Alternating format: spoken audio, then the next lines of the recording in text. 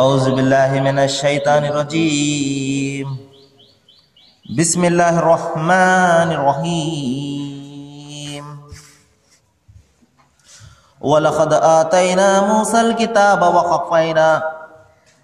वक़फ़ैना मिन बअदिही बिर्रुसुलि व आतैना ईसा इब्न मर्यमल बय्यिनाति व अय्यदनाहु बिरूहिल क़ुदुस अफ़कुल्लमा जाअकुम रसूलुम बिमा ला तहवा अंफुसकुम इस्तकबरतुम फफ़रीक़न कज़्ज़बतुम व फ़रीक़न तक़्तुलून। सदक़ल्लाहुल अज़ीम। అనంత కరుణామయుడు, అపార కృపాశీలుడు, పాలకుడు, పోషకుడు, సర్వలోక ప్రభు అయిన అల్లాహ్ శుభనామంతో ప్రారంభిస్తున్నాను. సోదరులారా, సోదరీమణులారా, అస్సలాము అలైకుం రహమతుల్లాహి వబరకాతుహు. సర్వలోక ప్రభు అయిన అల్లాహ్ మన అందరి జీవితాలలో శాంతిని, సమాధానాన్ని కురిపించునుగాక. ఇంతవరకు మీ ముందు మానవులందరి మార్గదర్శక గ్రంథం, అంతిమ ప్రవక్త, మహాప్రవక్త ముహమ్మద్ సల్లల్లాహు అలైహి వసల్లం వారి మీద విశ్వ ప్రభు అవతరింపజేసినటువంటి మానవుల అందరి మార్గదర్శక గ్రంథం దివ్య ఖురాన్ నుండి 2వ అధ్యాయం 87వ వాక్యం యొక్క అరబీ మూలమును పఠించడం జరిగింది. దీని తెలుగు అనువాదము: మేము మూసాకు దివ్య గ్రంథాన్ని ప్రసాదించాము. మూసా అంటే మోషే ప్రవక్త అని. ఆయన తర్వాత వరుసగా ప్రవక్తలను పంపాము. చివరకు మరియం పుత్రుడైనటువంటి ఈసాకు స్పష్టమైనటువంటి సూచనలు ఇచ్చి పంపాము. మరియం పుత్రుడు ఈసా అంటే మేరీ పుత్రుడైనటువంటి క్రీస్తు యేసు అని అర్థం. ఆయనకు మేము పరిశుద్ధాత్మ ద్వారా సహాయం చేశాము. సోదరులారా, మనిషి ఈ ప్రపంచంలో వివిధమైనటువంటి వ్యక్తులను ప్రేమిస్తుంటాడు, ఆదరిస్తూ ఉంటాడు, గౌరవిస్తూ ఉంటాడు. మరి కొద్ది సమయాల్లో ఆ గౌరవము, ఆ ప్రేమ, ఆ ఆప్యాయత హద్దులు మీరి ఏం చేస్తాడంటే దైవానికి సాటిగా కల్పించడం ప్రారంభిస్తాడు. ఆ ప్రేమలో ఎంతగా ముందుకు వెళ్ళిపోతాడు అంటే దైవం యొక్క స్థానాన్ని ఆ ప్రవక్తలకు కానీ, ఆ వ్యక్తులకు కానీ ఇవ్వడం జరుగుతుంది. ఇది ఎంత పెద్ద పాపము అంటే దైవము క్షమించనటువంటి పాపం ఏదైనా ఉంది అంటే అది ఆయనకు సమానులుగా ఎవరినైనా నిలబెట్టడమే. ఏ విధంగా అయితే తండ్రికి ఇవ్వవలసినటువంటి స్థానాన్ని ఆ తండ్రికి మాత్రమే ఇవ్వాల్సి ఉంటుంది. మనము బయట ప్రపంచంలో ఎవరికైనా ఏదైనా మనము ఆదరించవచ్చు, ప్రేమించవచ్చు, ఏదైనా చేయొచ్చు. కానీ తండ్రి యొక్క గౌరవం కానీ, తండ్రి యొక్క స్థానం కానీ మరి ఎవరికి కూడా ఇవ్వకూడదు.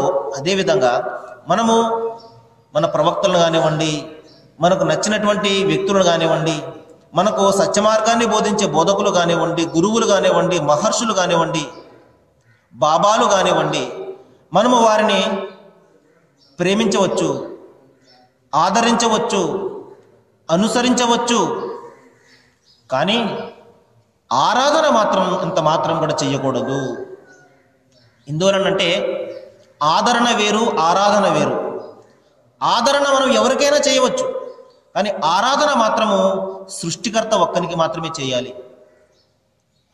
మరి ఈ విషయాన్ని గురించి అంతిమ గ్రంథం దివ్య ఖురాన్లో దైవం చెప్పడం జరుగుతుంది. లహు దావతుల్ హక్. ఆరాధన అనేది, మొక్కుబడులు, ప్రార్థనలు కేవలము దైవానికి చెందినటువంటి హక్కు మాత్రమే, ఆయనకు మాత్రమే మీరు చెల్లించాలి అని దైవము ఆజ్ఞాపించడం జరిగింది. మరి ఇదే విషయాన్ని బైబిల్ గ్రంథం కూడా చాలా స్పష్టంగా మనకు తెలుపుతుంది. సోదరులారా, మరి ఇదే నా నామము, నేను నా నామమును మరి ఎవరికి కూడా నేను ఇవ్వను, నాకు రావలసిన స్తోత్రాన్ని మరొకరికి దక్కనివ్వను అని చెప్పేసి అక్కడ యెహోవా దైవము చాలా స్పష్టంగా చెప్పడం జరిగింది. ప్రవక్త ముహమ్మద్ సల్లల్లాహు అలైహి వసల్లం వారు చెప్పారు, దైవము అల్లాహ్ మరి పవిత్రతను కానివ్వండి, గౌరవాన్ని కానివ్వండి, ప్రేమను, ఆప్యాయతలను ఆయన ఎవరికైతే ఇష్టపడతాడో వారికి ప్రసాదిస్తాడు. కానీ ఆరాధన, ఈ దైవత్వం అనేది ఆయన ఎవరికి కూడా ప్రసాదించడం అని చెప్పడం జరిగింది. కాబట్టి దైవత్వము అనేది కేవలం ఆ దైవానికి చెందినటువంటి హక్కు మాత్రమే. అది మనము ఎవరికి కూడా చెల్లించకూడదు. ఆయన స్థానాన్ని మనము ఎవరికి కూడా ఇవ్వకూడదు. కాబట్టి ప్రవక్త ముహమ్మద్ సల్లల్లాహు అలైహి వసల్లం చెప్పారు, మీకంటే ముందు గతించినటువంటి ప్రజలు తమ ప్రవక్తలను ఎంతో ప్రేమతోటి వారు మరొక అడుగు ముందుకు వేసి దైవత్వంలో భాగంగా చేసి వేశారు. నేను మిమ్మల్ని వారిస్తున్నాను, మీరు నన్ను అంటే ముహమ్మద్ను కేవలము దైవం యొక్క దాసునిగా, ఆయన ప్రవక్తగా మాత్రమే మీరు ప్రపంచం ముందు సాక్ష్యం ఇవ్వండి అని చెప్పేసి చాలా ఖచ్చితంగా నిర్దేశించడం జరిగింది. కాబట్టి నేను దేవుని యొక్క కుమారుని మీరు ప్రపంచం ముందు సాక్ష్యం ఇవ్వకండి, నన్ను కేవలము ఒక దేవుని దాసునిగా మాత్రమే మీరు సాక్ష్యం ఇవ్వండి అని చెప్పడం జరిగింది. కాబట్టి సోదరులారా, మనకు మన ప్రవక్తల మీద ప్రేమ మనలను దైవం యొక్క ఆగ్రహానికి గురి చేయకూడదు. నిజంగా మనకు మన ప్రవక్తల మీద ప్రేమ ఉన్నట్లయితే, మరి చూడండి, చిన్న ఉదాహరణ చెప్తాను. మనకు క్రీస్తు యేసు మీద నిజమైనటువంటి ప్రేమ, ఆప్యాయత, ఆదరణ ఉన్నట్లయితే మనం ఏం చేయాలంటే ఆయన చెప్పిన ప్రకారం మనం ఆచరించాలి. అది నిజమైనటువంటి ఆయనను ప్రేమించే వ్యక్తి యొక్క లక్షణం. చూడండి, ఒక సందర్భంలో క్రీస్తు యేసు చెప్తారు, నేను చెప్పు ప్రకారము చేయక ప్రభువా ప్రభువా నన్ను ఎందుకు పిలుచుట ఎందుకు అంటారు. కాబట్టి నేను చెప్పిన ప్రకారము మీరు ఆచరించండి, అది నిజమైనటువంటి నన్ను అనుసరించే వాని యొక్క లక్షణం. కాబట్టి ఆయన చెప్పిన ప్రకారము, ఒక నిజమైనటువంటి క్రైస్తవుడు ఆయన చెప్పిన ప్రకారము తండ్రి ఒక్కడిని మాత్రమే ఆరాధించాలి. ఎందుకంటే ఆయన చెప్పడం జరిగింది, మరి నీవు ఎవరికి కూడా భూమి మీద తండ్రి అని పేరు పెట్టవద్దు, ఆయన ఒక్కడే, ఆయన పరలోకమందు ఉన్నాడు అని చాలా స్పష్టంగా చెప్పడం జరిగింది. మరి దేవునికి మాత్రమే మొక్కి ఆయనకు మాత్రమే సాగిల పడవలను అని చెప్పేసి అని చెప్పడం జరిగింది. మరి అంతేకాదు, నన్ను ప్రభువా నన్ను పిలుచు ప్రతివాడు కూడా పరలోక రాజ్యంలో ప్రవేశించడు, కానీ పరలోకమందున ఆ దైవం చిత్త ప్రకారం ఎవరైతే చేస్తాడో వాడు మాత్రమే పరలోకంలో ప్రవేశిస్తాడని చెప్పేసి ఆయన చాలా స్పష్టంగా చెప్పడం జరిగింది. కాబట్టి ఆ దేవుని చిత్తము ఆయనను ఆత్మతోనూ ఆరాధించడము, సత్యంతోనూ ఆరాధించడం. కాబట్టి ఒక నిజమైనటువంటి క్రీస్తు యేసును అనుసరించేవాడు చేయవలసిన పని ఏమిటంటే ఆయన ఆరాధించిన మాదిరిగా ఆయన ఆకాశంపై కన్నుల పైకెత్తి, ఓ తండ్రి ఆకాశమునకు భూమినికి ప్రభువా అని ఆయన ఎంతో ఆతృతతోటి ఆయన ప్రార్థించారు. చూసారా? ఆ విధంగా మనం కూడా ఆ సృష్టికర్త అయినటువంటి ఆ తండ్రిని, ఆ అల్లాహ్ను మాత్రమే ఆరాధించాలి. ఇది నిజమైనటువంటి ఒక క్రీస్తును అనుసరించే వారి యొక్క లక్షణం. మరి ఈ విషయాన్ని మేము అంటే ముస్లింలుగా పిలువబడే ఈ సమాజము ఎంతో సగర్వంగా ఈ విధంగా ప్రవక్త క్రీస్తు వారిని తమ గుండెల్లో పెట్టుకుంది. ఈ రోజున ఆయన అంటే ఎంతగా ప్రేమ అభిమానాలు చూపిస్తారు అంటే మరి ఈ విషయం ఎవరికి కూడా తెలియదు. కాబట్టి మనకు ఒక వ్యక్తి మీద మనకు ప్రేమ ఉన్నట్లయితే దానికి రుజువు ఏమిటంటే వాళ్ళు చెప్పిన విధంగా మనం ఆచరించడం, అది నిజమైనటువంటి వాళ్ళను ప్రేమించే వ్యక్తి యొక్క లక్షణం. మీకు ఉదాహరణ చెప్తాను. మన హైందవ సోదరులు కూడా మన సాయిబాబా గారిని ఆరాధిస్తుంటారు. వాస్తవానికి ఆయన చెప్పినటువంటి మంత్రం ఏమిది? సబ్కా మాలిక్ ఏక్ హై, అల్లాహ్ మాలిక్, అల్లాహ్ భలా కరేగాని. ఈ అనుక్షణం కూడా ఈ మూడు మంత్రాలను ఆయన పఠించేవారు. సబ్కా మాలిక్ ఏకే, అందరికీ కూడా దైవం ఒక్కడే. అల్లాహ్ మాలిక్, ఆయన అల్లాహ్. అల్లాహ్ భలా కరేగా, అల్లాహ్ మీకు మంచి చేస్తాడు. ఈ విధంగా అనుక్షణం కూడా ఆయన ఈ మూడు మంత్రాలను పఠించేవారు. ఆయన తెల్లవారుజామున నమాజు చేయకుండా ఆయన బయటకు వచ్చేవారు కాదు. తన జీవితం అంతా కూడా ఆయన మస్జిద్లో గడపడం జరిగింది. కాబట్టి మనకు సాయిబాబా గారి మీద నిజమైనటువంటి ప్రేమ, అభిమానం ఉన్నట్లయితే ఆయన సూచించిన ప్రకారము ఆ సృష్టికర్త అయినటువంటి అల్లాహ్ను మాత్రమే ఆరాధించాలి. ఇది నిజమైనటువంటి ఆయనను ప్రేమించే వారి యొక్క లక్షణం అన్నమాట. కాబట్టి సోదరులారా, మరి ఈ విధంగా ఒక నిజమైనటువంటి విశ్వాస యొక్క లక్షణము ఏ విధంగా ఉంటుందంటే, లా నుఫర్రికు బైన అహదిన్, ఏ ప్రవక్త మీద కూడా అతను విభేదాలు చూపించడు. ఆ ప్రవక్త గొప్పవాడు అని, ఈ ప్రవక్త తక్కువవాడు అని ఎంత మాత్రం కూడా విభేదాలు చూపించడు. ఎందువలనంటే ప్రవక్తలందరూ కూడా దైవం తరపు నుండి నియమింపబడ్డవారే, మానవులందరికీ మార్గాన్ని చూపించడం కోసం వచ్చిన వారే. కాబట్టి ఒక నిజమైనటువంటి విశ్వాసి ఏమి లక్షణం అంటే, నిజమైనటువంటి విశ్వాసి యొక్క లక్షణం ఏమిటంటే ప్రతి ప్రవక్తను కూడా సమానంగా ఆదరిస్తాడు. అదే దైవాన్ని ఇక్కడ చెప్పడం జరిగింది. మీరు అల్లాహ్ను, ఆయన ప్రవక్తలను మీరు సమానంగా మీరు ఆదరించండి. మరి ఎవరైతే తిరస్కరిస్తారో, ఎవరైతే భేదభావం చూపుతారో, ఆయన గొప్పవాడండి, ఈయన తక్కువవాడండి, ఈయన ఇన్ని అద్భుతాలు చేశాడు కాబట్టి ఈయన దేవునితో సమానమండి, ఇటువంటి పనులు, ఇటువంటి విశ్వాసాలు ఎవరైతే పెడతారో వారు అందరూ కూడా మరి ఇంకా కొందరిని మేము విశ్వసిస్తామండి, కొందరిని మేము విశ్వసించమండి. చూడండి, ఈ విధంగా ఎవరైతే భావిస్తారో వారందరూ కూడా పరమ అవిశ్వాసులే అని అంతిమ గ్రంథం ఖురాన్లో దైవం హెచ్చరించడం జరుగుతుంది. చూడండి, యూదు జాతి ప్రజలు ఉన్నారు. వారు తమ వద్దకు వచ్చినటువంటి మోషే ప్రవక్త వారిని మాత్రమే అనుసరిస్తారు. ఆయన ఒక్కడిని మాత్రమే ప్రవక్తగా విశ్వసిస్తారు. క్రీస్తు యేసుని విశ్వసించరు, మరియు ప్రవక్త ముహమ్మద్ వారిని కూడా విశ్వసించరు. మరి క్రైస్తవ సోదరులు ఉన్నారు. వారు క్రీస్తు ప్రవక్తను విశ్వసిస్తారు, మోషే ప్రవక్తను విశ్వసిస్తారు, కానీ ప్రవక్త ముహమ్మద్ వారిని విశ్వసించరు. ఈ విధంగా ఒకరిని విశ్వసించి ఒకరిని విశ్వసించకుండా ఆయన మాత్రమే ప్రవక్త, ఈయన కాదు అని ఎవరైతే ప్రవక్తల మధ్య భేదభావం చూపుతారో వారు అందరూ కూడా పరమ అవిశ్వాసులే అని చెప్పేసి దైవం హెచ్చరిస్తున్నాడు. కాబట్టి నిజమైనటువంటి విశ్వాస యొక్క లక్షణం ఏమిటంటే ప్రవక్తలందరినీ సమానంగా ప్రేమించాలి, ప్రవక్తలందరినీ సమానంగా ఆదరించాలి, ప్రవక్తలందరినీ కూడా గౌరవించాలి, వారిని అనుసరించాలి. ఇది నిజమైనటువంటి విశ్వాస యొక్క లక్షణం అన్నమాట. మరి ఇటువంటి లక్షణాలను దైవం అంతిమ గ్రంథం ఖురాన్లో ఈ విధంగా ప్రజలకు చెప్పడం జరుగుతుంది. మీరు ప్రవక్తలందరినీ సమానంగా ఆదరించండి. ఇంకా ఎవరైతే అల్లాను, ఆయన దూతలను, ఆయన గ్రంథాలను, ఆయన ప్రవక్తలను అంతిమ దినాన్ని విశ్వసించడో వాడు అపమార్గంలో పడి చాలా దూరం వెళ్ళిపోయాడు అని ఒక హెచ్చరిక కూడా చేయడం జరుగుతుంది. కాబట్టి సోదరులారా, ఒక నిజమైనటువంటి విశ్వాసి నిష్కల్మషమైనటువంటి నిస్వార్థమైనటువంటి ప్రేమతోటి ప్రవక్తలందరినీ కూడా సమానంగా ఆదరించాలి. దైవము ఒక్కొక్కరికి ఒక్కొక్క విధంగా ఘనతనిచ్చి ఆదరించడం జరిగింది. ఒకరికి ఒక విధమైనటువంటి ఘనతనిస్తే మరొకరికి మరొక విధమైనటువంటి గౌరవాన్ని ఇచ్చాడు. కాబట్టి ఇచ్చేదంతా కూడా ఆ దైవమే. మన యొక్క బాధ్యత ఏమిటంటే ప్రవక్తల మధ్య మనం భేదభావం చూపరాదు, ప్రవక్తలను కించపరచరాదు, వారి అందరినీ కూడా మనం సమానంగా ఆదరించాలి. మనకు వారి పట్ల నిజమైనటువంటి ప్రేమ ఉండడానికి రుజువు ఏమిటంటే వారిని అనుసరించాలి, వారు చెప్పిన ప్రకారం మనం చేయాలి తప్ప వారు చెప్పనిది మనం చేసి దైవం యొక్క స్థానంలో వాళ్ళని నిలబెట్టి నీవు దైవం అని చెప్పేసి మనం వారిని ఆరాధించినట్లయితే నిస్సందేహంగా దైవం యొక్క పట్టు నుండి మనలను ఎవరు కూడా కాపాడలేరు. ఆ స్వయంగా వారు, ఆ ప్రవక్తలందరూ కూడా మనకు వ్యతిరేకంగా సాక్ష్యం చెప్తారు. మరి ఉదాహరణకు చూడండి, మనకు బైబిల్ గ్రంథంలో ప్రవక్త క్రీస్తు యేసు వారు చెప్పడం జరుగుతుంది. ఆ దినమున నన్ను చూచి అనేకులు, ఓ ప్రభువా, నేను నీ నామమునే ప్రవచింపలేదా, నీ నామమునే దయ్యములు వెళ్ళగొట్టలేదా, నీ నామమున అద్భుతములు చేయలేదా అందరూ. అప్పుడు నేను, అక్రమము చేయువారనారా, నా నుండి పొండు, నేను మేము ఎన్నడూ ఎరుగును అని చెప్పేసి ఆయన అక్కడ తిరస్కరించడం జరుగుతుంది. ఎందువలనంటే ఆయన ఇచ్చినటువంటి ఆదేశం ఒకటి, మనం చేస్తున్నది ఒకటి. ఆయన తండ్రిని మాత్రమే ఆరాధించండి అని చెప్పేసి ఆయన ఆజ్ఞ ఇవ్వడం జరిగింది. కానీ మనము అది విడిచిపెట్టి ఆ తండ్రి స్థానంలో ప్రవక్త యేసు వారిని మనము నిలబెట్టినప్పుడు నిస్సందేహంగా మీరు అక్రమము చేశారు అని చెప్పేసి ఆయన మనలను నిందించడం జరుగుతుంది. కాబట్టి సోదరులారా, ఇప్పుడు రండి, అంతిమ గ్రంథం ఖురాన్లో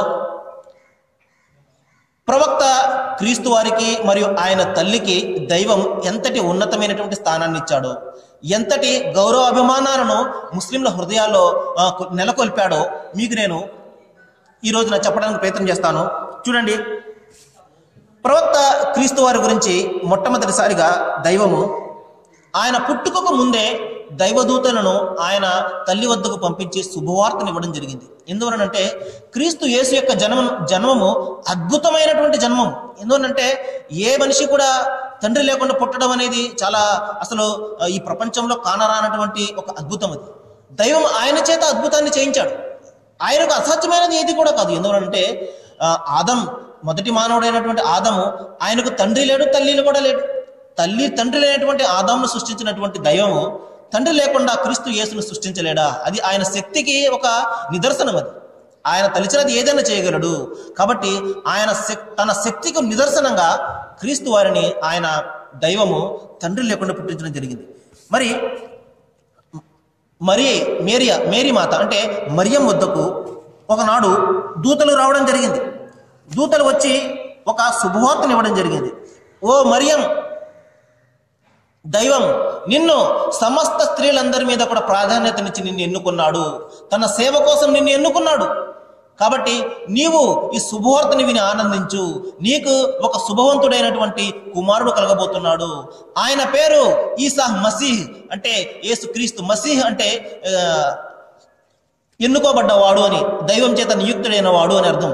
అభిషేకించబడిన వాడు దైవం చేత అని అర్థం మసీహ్ అంటే. కాబట్టి ఆయన పేరు ఈసా మసీహ్, అంటే ఆయన పేరును కూడా దైవమే స్వయంగా సెలెక్ట్ చేయడం జరిగింది. ఆయన ఈసా మసీ అని పిలువబడతాడు. ఆయన ఇహపర లోకాల్లో గౌరవనీయుడవుతాడు. ఇటువంటి అద్భుతమైనటువంటి శుభవార్తను తన జననానికి పూర్వమే, క్రీస్తు యేసు వారి యొక్క జననానికి పూర్వమే దైవము మేరీ మాతకు ఇవ్వడం జరిగింది. ఆ తర్వాత ఆయన జననము ఎంత అద్భుతంగా జరిగిందంటే దైవం ఈ విధంగా చెప్తున్నాడు, మరియం పుత్రుడైన మసీహ్ అల్లాహ్ పంపినటువంటి ఒక ప్రవక్త. అంతేకాదు ఆయన మరియం వైపునకు పంపినటువంటి ఒక ఆజ్ఞ. దైవము ఒక ఆజ్ఞను పంపించాడు. ఆయనకు ఆజ్ఞ ఇవ్వడం తప్ప మరొక ఎక్కువగా చేసే పని ఎంత మాత్రం కూడా లేదు. ఏదైనా ఒక విషయాన్ని ఆయన ఉనికిలోనికి తేవాలనుకుంటే అయిపో అంటాడు, వెంటనే అది అయిపోతుంది. అంతకు మించి ఆయనకు చేయవలసిన అవసరం ఎంత మాత్రం కూడా లేదు. ఆయన సర్వశక్తిమంతుడు కాబట్టి ప్రవక్త యేసు వారి యొక్క జననాన్ని గురించి దైవం ఇక్కడ చెప్తున్నాడు. ప్రవక్త యేసు ఆయన అల్లాహ్ పంపినటువంటి ఒక ఆజ్ఞ, మరియం వైపునకు అల్లాహ్ పంపినటువంటి ఒక ఆజ్ఞ, దైవం తరపు నుండి వచ్చినటువంటి ఒక పరిశుద్ధమైనటువంటి ఆత్మ అని చెప్పేసి దైవం అక్కడ ఎంతో శుభవార్తను ఇవ్వడం జరిగింది. అంతేకాదు నేను నా శక్తికి నిదర్శనంగా ఇజ్రాయెల్ జాతి వారి వద్దకు నేను క్రీస్తును పంపాను అని చెప్పేసి దైవం చెప్తున్నాడు. దేవుని శక్తికి ఆయన మహిమకు ఒక తార్కాణం అన్నమాట. అది నిదర్శనం, తండ్రి లేకుండా పుట్టడం అనేది. అంత అద్భుతమైనటువంటి, ఎందువలనంటే ఈ తండ్రి లేకుండా పుట్టడం అనే ఈ అద్భుతమైనటువంటి పుట్టుకను ఈ రోజుకి కూడా ఆధునికమైనటువంటి క్రైస్తవ సోదరులు విశ్వసించడం లేదు. మొన్ననే ఒక రిపోర్ట్ నేను చదవడం జరిగింది. ఇంగ్లాండ్లో పెద్ద పెద్ద గురువులను, పాస్టర్లను ఇంటర్వ్యూ చేసినప్పుడు అందులో చాలా మంది ఇది సైన్స్కి వ్యతిరేకమండి, తండ్రి లేకుండా పుట్టడం అనేది సైన్స్కి వ్యతిరేకమండి, ఇది మేము బోధన అయితే చేస్తున్నాము, ప్రజలకు బోధిస్తున్నాము తప్పించి మాకు నిజంగా దీని పట్ల విశ్వాసం లేదండి అని చెప్పేసి వారు చెప్పడం జరిగింది. ఆ రిపోర్ట్ నేను చదవడం జరిగింది. ఈ విధంగా ఆధునికమైనటువంటి సైన్స్కి వ్యతిరేకం ఇది అని చెప్పేసి ఈ రోజున చాలా మంది విశ్వసించడం లేదు. కానీ సోదరులారా చూడండి, ఎంత అద్భుతం చూడండి. ఏ ముస్లిం సోదరుడు కూడా ప్రవక్త యేసు వారి యొక్క పుట్టుకను గురించి ఎంత మాత్రం కూడా సందేహపడడు. చూడండి, ఈ విషయం క్రైస్తవ సోదరులు గమనించాలి. ఏ ముస్లిం సోదరుడు కూడా ప్రవక్త యేసు వారి యొక్క అద్భుతమైనటువంటి తండ్రి లేకుండా పుట్టడం అనే ఈ సత్యాన్ని ఎంత మాత్రం కూడా సందేహపడడు. ఎందుకు? వారు బైబిల్ గ్రంథాన్ని చూసి ఆ సత్యాన్ని తెలుసుకోలేదు. ఏ క్రైస్తవ సోదరుడో చెప్తే ఆ సత్యాన్ని తెలుసుకోలేదు. దివ్య గ్రంథం, దివ్య ఖురాన్ను చదివి వారు ఆ సత్యాన్ని బలపరచడం జరిగింది. దివ్య గ్రంథం, దివ్య ఖురాన్ ప్రవక్త యేసు వారి యొక్క అద్భుతమైన పుట్టుకను సాక్ష్యమిస్తుంది. మరి చూడండి, అందుకనే ప్రవక్త యేసు వారు చెప్పారు, నేను వెళ్ళుట మీకు ప్రయోజనకరము, నేను వెళ్ళని ఎడల ఆయన మీ వద్దకు రాడు, ఆయన వచ్చి సమస్తము కూడా మీకు బోధిస్తాడు, నేను చెప్పిన సంగతులన్నీ కూడా మీకు జ్ఞాపకం చేస్తాడు, నన్ను మహిమపరుస్తాడు, నన్ను ఘనుపరుస్తాడు అని చెప్పేసి తన తర్వాత తనలాంటి ఒక ఆదరణకర్త వస్తాడు, తనలాంటి ఒక ప్రవక్త ప్రభవిస్తాడు అని చెప్పేసి ప్రవక్త యేసు వారు చెప్పడం జరిగింది. ఆయన వచ్చి నన్ను ఘనపరుస్తాడని చెప్పడం జరిగింది. కాబట్టి ఆయన వచ్చి, ప్రవక్త ముహమ్మద్ వారు వచ్చి ఘనపరచడం జరిగింది. దివ్య ఖురాన్లో ఆయన యొక్క అద్భుతమైనటువంటి పుట్టుకను బలపరచడం జరిగింది. ఈ విషయాన్ని మన క్రైస్తవ సోదరులు నిండు మనసుతోటి వారు అంగీకరించాలి. ఈ విధంగా కేవలం దివ్య ఖురాన్ చదివి ఈ రోజున అనేక కోట్ల మంది, సుమారు 120 కోట్ల మంది ఉన్నటువంటి ఈ ముస్లిం ప్రజలు ప్రపంచవ్యాప్తంగా ప్రతి ఒక్కరు కూడా ఏ మాత్రం కూడా సందేహం లేకుండా ప్రవక్త క్రీస్తు వారి యొక్క అద్భుతమైనటువంటి పుట్టుకను గురించి సాక్ష్యం ఇస్తారు. మరి వారు ఖురాన్ చదివి మరియు ప్రవక్త ముహమ్మద్ వారి యొక్క ప్రవచనాలను విని మాత్రమే ఆ విధంగా సాక్ష్యం ఇస్తారు తప్పించి మరి బైబిల్ గ్రంథాన్ని చదివి వారు ఎవరు? ఈ విధంగా ప్రవక్త యేసు వారి యొక్క జన్మను ఏ విధంగా ఖురాన్ బలపరుస్తుందో ఒకసారి చూడండి. ఇంకా దైవం చెప్తున్నాడు ప్రవక్త క్రీస్తు వారి గురించి, ఆయన నా యొక్క దాసుడు, ఆయన నా యొక్క ప్రవక్త, దైవానికి ఎప్పుడు కూడా సమర్పించుకున్నటువంటి అచంచలమైనటువంటి విశ్వాసం గల ఒక దేవుని దాసుడు అని చెప్పేసి ప్రవక్త యేసు వారి గురించి చెప్పడం జరుగుతుంది. ఆయన కూడా అదే విధంగా చెప్పారు, నన్ను పంపినవాడు గొప్పవాడు, నేను ఆయన పంపగా వచ్చాను. ఈ విధంగా మీరు భూమి మీద ఎవరికి కూడా తండ్రి అని పేరు పెట్టకండి, దైవం ఒక్కడే అని చెప్పి చాలా స్పష్టంగా చెప్పడం జరిగింది. ఇదే విషయాన్ని ఖురాన్ కూడా ఈ విధంగా బలపరుస్తుంది. మరి దైవం యొక్క దాసునుగా ఉండడానికి మసీహ్ అంటే క్రీస్తు ఎంత మాత్రం కూడా ఆయన అవమానంగా తలంచలేదు. నిజమైనటువంటి నిష్కల్మషమైనటువంటి ఒక దేవుని దాసునుగా ఆయన ప్రపంచం ముందు నిరూపించుకోవడం జరిగింది. ఇంకా ఆయన చేసినటువంటి అద్భుతాలను గురించి చూడండి. మరి ఆ తల్లి ఎందువలనంటే మరి వివాహం కానటువంటి ఆ మరియా గర్భం దాల్చడం అనేది అది సృష్టికి విరుద్ధమైనటువంటి పని. మరి అందరూ కూడా అది నీవు పాపం చేశావు, నీవు తప్పు చేశావు, ఈ విధంగా వివాహం కాకుండా నీకు ఈ విధంగా గర్భం రావడము, నీవు వ్యభిచారం చేశావు అని చెప్పేసి అందరూ కూడా ఆమెను తోలనాడుతున్నప్పుడు ఆ నిస్సహాయురైనటువంటి ఆ మేరీమాత ఏమి చేయాలో తెలియనటువంటి పరిస్థితుల్లో ఆ బాలుని వైపు చూపిస్తుంది. చిన్న బాలుడు, పొత్తిళ్లలో ఉన్నటువంటి బాలుని వైపు చూపించినప్పుడు దైవం యొక్క ఆజ్ఞతోటి ఆ బాలుడు ఊయాలలోనే మాట్లాడడం మొదలు పెడతాడు. చూడండి ఎంత అద్భుతమైనటువంటి అద్భుతాన్ని దైవము క్రీస్తు యేసు ద్వారా చిన్నతనం నుండి చేయించారు. ఆయన ఊయాలలో ఉండగానే, ఊయాలలో ఉన్నప్పుడు, పొత్తిళ్లలో ఉన్నప్పుడు ఆయన మాట్లాడడం జరిగింది. ఆయన సాక్ష్యం ఇవ్వడం జరిగింది. నా తల్లి పరిశుద్ధురాలు, నేను దేవుని దాసును, నేను దేవుని ప్రవక్తను. ఆయన తన శక్తికి నిదర్శనంగా నన్ను సృష్టించడం జరిగింది. కాబట్టి నా తల్లి మీద మీరు నిందలు వేయకండి, ఆమె పరిశుద్ధురాలు అని తన తల్లి గురించి ఉయ్యాలలోనే ప్రవక్త యేసు వారు సాక్ష్యం ఇవ్వడం జరిగింది. చూడండి, ఈయన చేసినటువంటి మొట్టమొదటి అద్భుతము ఆయన ఉయ్యాలలో నుండే ఆ విధంగా మొదలు పెట్టారు. ఈ విధంగా సోదరులారా, ఇంకా దైవం తెలిస్తే రేపు మరికొన్ని విషయాలు నేను చెప్పడానికి ప్రయత్నం చేస్తాను.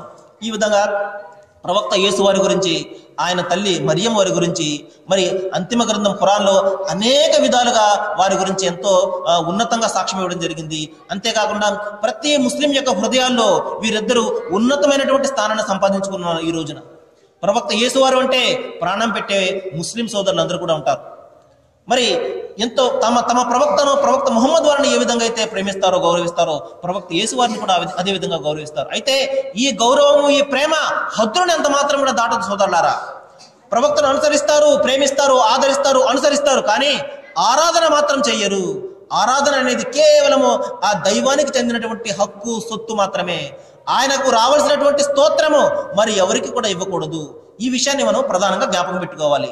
మనకు ఒక వ్యక్తిపై ఉన్నటువంటి ప్రేమ దైవం యొక్క ఆగ్రహానికి మనకు గురి చేయకూడదు. ఆ వ్యక్తి యొక్క ప్రేమను మరింత పొందే విధంగా ఉండాలి తప్ప ఆ వ్యక్తి యొక్క ఆగ్రహాన్ని మనము కొని తెచ్చుకునేలాగా ఉండకూడదు. ఈ విషయాన్ని గమనించండి.